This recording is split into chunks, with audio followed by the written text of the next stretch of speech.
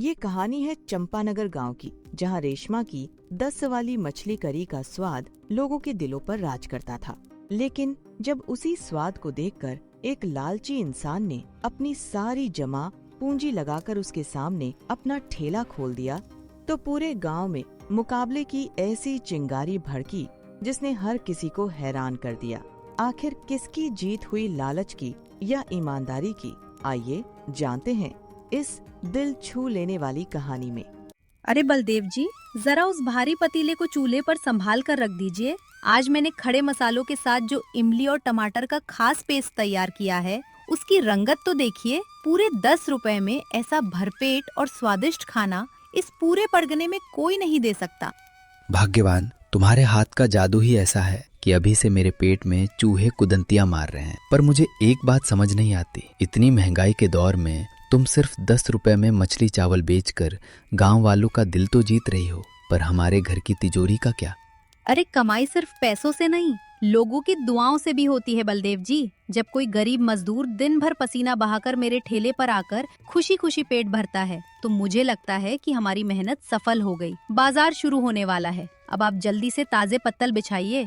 बात तो तुम लाख रुपए की कहती हो रेशमा, बस अब चौपाल के इस किनारे पर खुशबू फैलने की देर है। फिर देखना कैसे पूरा बाजार हमारे ठेले की तरफ खिंचा चला आता है। अगले ही पल रेशमा ने अपना मछली करी का ठेला सजा लिया।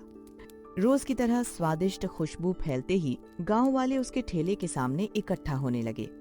अरे वाह रेशमा बिटिया, आज तो दूर से ही तुम्हारे मसालों की ऐसी महक आ रही थी कि मैं पंचायत की बैठक छोड़कर सीधा तुम्हारे ठेले की तरफ भागता हुआ चला आया। जल्दी से एक प्लेट गर्मा गर्म मछली और चावल लगा दो, भूख से पेट में ढोल बज रहे हैं।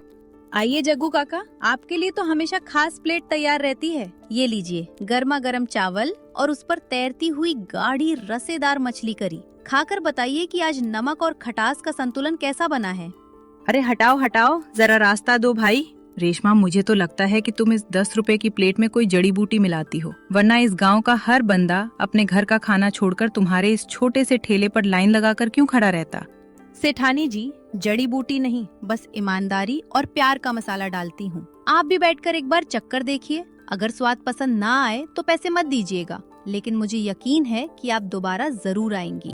बड़ी आई प्यार का मसाला डालने वाली। अगर तुम्हारी इस मछली करी में इतना ही दम है तो आज मेरी एक शर्त माननी पड़ेगी। अगर तुम्हारे खाने में जरा सी भी कमी निकली तो तुम्हें पूरा हफ्ता सबको मुफ्त में खाना खिलाना पड़ेगा।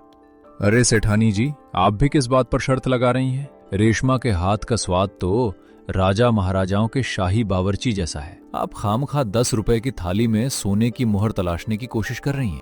मुझे आपकी शर्त पूरी तरह मंजूर है सेठानी जी, पर मेरी भी एक छोटी सी शर्त है।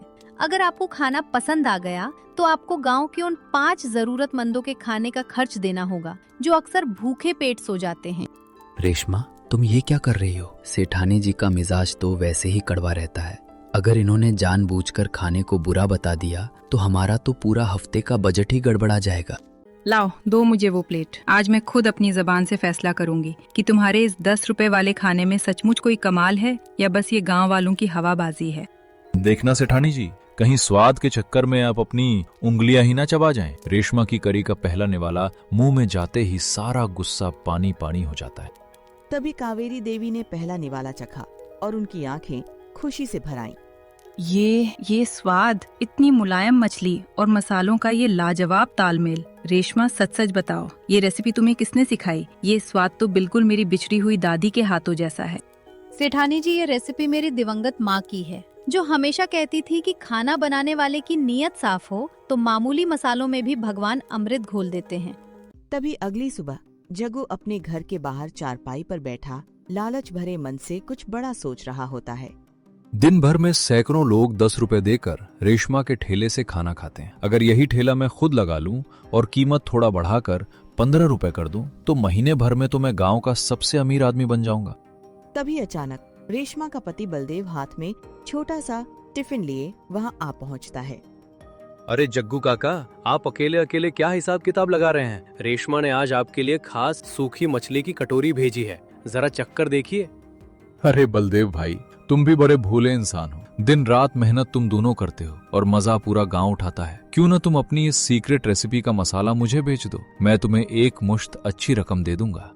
काका, ये कोई बेचने की चीज नहीं है, ये तो रेशमा की ईमानदारी और हुनर है। और वैसे भी वो कभी अपना जायका पैसों के लिए किसी को नहीं बेचेगी।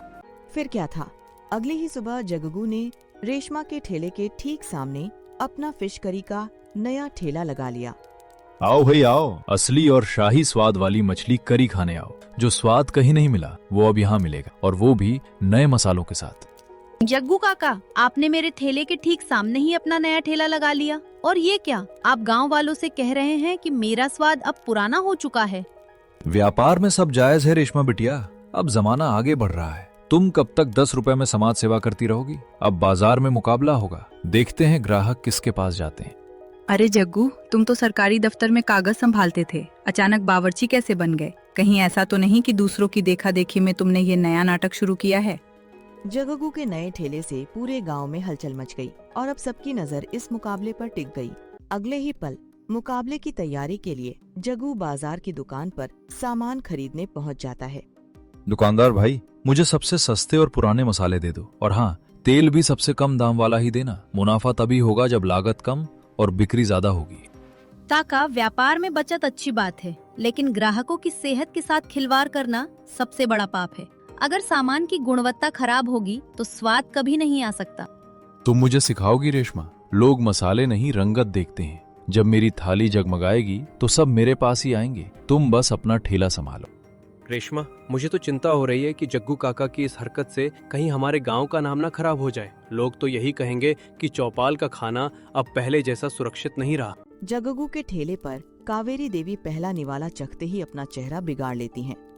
राम राम। जग्गू, ये तुमने क्या बनाया है? ये मछली करी है या करवा काढ़ा? इसमें तो मसालों की जगह सिर्फ मिर्च और सड़े हुए तेल की बदबू आ रही है। अरे सेठानी जी, आप तो थोड़ा सब्र रखिए, नए जमाने का स्वाद है, धीरे धीरे जबान को आदत पड़ जाएगी। थोड़ा पानी पीकर दूसरा निवाला खाकर देखिए। क्या कहा? आदत पड़ जाएगी? 15 रुपए भी ऐंठ लिए और ऊपर से ये बदजायका खाना परोस दिया। मेरे तो मुंह का स्वाद ही बिगड़ गया। मुझे तो तुरंत अपने पैसे वापस चाहिए। देखा रेशमा, मैंने कहा था ना कि बिना हुनर और नियत के रसोई नहीं चलती। अब काका को समझ आएगा कि 10 रुपए वाली थाली के पीछे तुम्हारी कितनी मेहनत छुपी होती है। अगले ही पल कावेरी देवी चुपचाप रेशमा के ठेले पर आ पहुंचती हैं। रेशमा बिटिया, मुझे माफ कर दो, जो मैंने उस लालची जग्गू के बहकावे में आकर उसका खाना चखा। जरा जल्दी से अपनी वही 10 रुपए वाली जादुई थाली लगा दो ताकि मेरे मुंह का स्वाद वापस आ सके। कोई बात नहीं सेठानी जी, खाना सिर्फ पेट भरने के लिए नहीं, मन को शांति देने के लिए होता है। ये लीजिए आपकी गर्मा गर्म थाली, आराम से खाइए। देखते ही देखते जग्गू का ठेला पूरी तरह सुनसान पड़ जाता है। अरे राम रे, मेरा तो सारा सामान बेकार चला गया और पैसे भी डूब गए। लोग तो मुंह बनाकर मेरे ठेले से दूर भाग रहे हैं। देखते ही देखते शाम हो जाती है और अपने किए पर पछताता हुआ जग्गू माफी मांगने रेशमा के ठेले पर आ पहुंचता है। रेशमा बिटिया, मुझे अपनी गलती का एहसास हो गया है। मैंने तुम्हारे मुकाबले के चक्कर में सस्ते और खराब मसालों का इस्तेमाल किया, जिससे ग्राहकों का भरोसा भी टूटा और मेरा नुकसान भी हुआ। काका, गलती इंसान से ही होती है, लेकिन नीयत सुधारना हमारे अपने हाथ में है। अगर आप सचमुच काम करना चाहते हैं तो लालच छोड़कर ईमानदारी का रास्ता चुनिए। क्या तुम मुझे माफ करोगी? मैं अब कभी ऐसा काम नहीं करूंगा। अगर तुम मुझे अपने ठेले पर पत्तल धोने या सामान लाने का काम दे दो तो मैं मेहनत से काम करूंगा। हाँ काका, अगर आप दिल से मदद करना चाहते हैं तो आपका स्वागत है। रेशमा अकेले सब संभालती है, आपके आने से हमारी भी थोड़ी सहूलियत हो जाएगी। अगली ही सुबह रेशमा फिर से अपना ठेला खोलती है और जग्गू भी उसके साथ मिलकर काम शुरू कर देता है। चलिए जग्गू काका, आज से आप हमारे साथ मिलकर काम करेंगे। याद रखिएगा, ग्राहकों की मुस्कान ही हमारी सबसे बड़ी कमाई है। पैसों का क्या है, वो तो आते जाते रहते हैं। बिल्कुल बिटिया, आज मुझे समझ आ गया कि तुम्हारे 10 रुपए वाले खाने में ऐसा क्या खास है। स्वाद तो हाथों में होता ही है, पर सबसे बड़ा मसाला नीयत की सच्चाई है। अरे वाह, आज तो चौपाल का नजारा ही बदल गया। जग्गू भी सुधर गया और रेशमा का ठेला फिर से खिलखिला उठा। लाओ भाई, आज मेरी तरफ से इस पूरी कतार के लिए 10 रुपए की थाली का हिसाब लिख लो। अरे वाह सेठानी जी, आज तो आपने दिल जीत लिया। लीजिए काका, जल्दी से सेठानी जी के लिए सबसे खास और बड़ी वाली प्लेट सजाइए। अगले ही पल रेशमा के ठेले पर सभी गांव वाले मिलकर स्वादिष्ट मछली करी का आनंद लेने लगते हैं। देखा बलदेव जी, जब नीयत साफ हो और मेहनत में ईमानदारी हो तो रास्ते की हर रुकावट खुद ब खुद हट जाती है। आज हमारा पूरा गांव एक परिवार की तरह यहाँ बैठकर खा रहा है।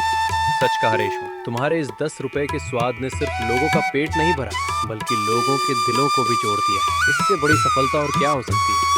और मुझे भी मेरी जिंदगी का सबसे बड़ा सबक मिल गया। मेहनत का फल हमेशा मीठा होता है और लालच का नतीजा हमेशा कड़वा।